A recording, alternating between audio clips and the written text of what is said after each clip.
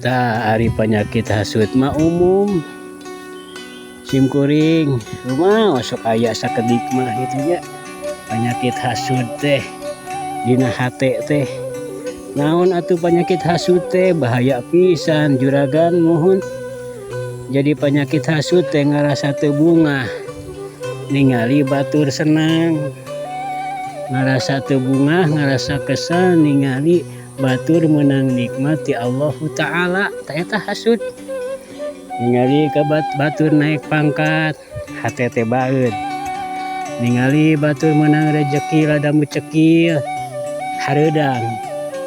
Ningali atuh batur rumah tanggana teh repeh rapi gitu tah, hate teh ngarasa teu senang. Kuduna mah ningal batur menang nikmati Allah Ta'ala teh urang teh kudu ngilu senang, da sami-sami dulur urang gitu tah.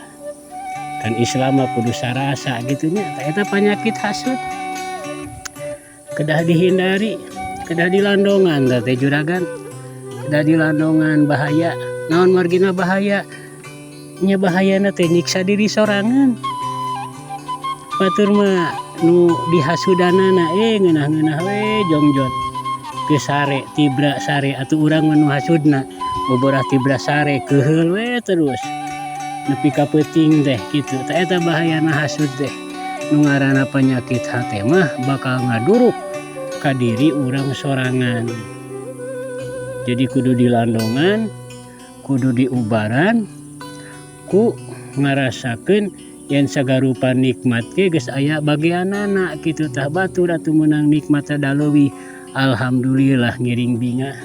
Atuh urang nikmatna mung sakieu ayana nya sakieu rejekina. Kitu tah nu penting mah barokahna baraya sakitu we cekap gejlik.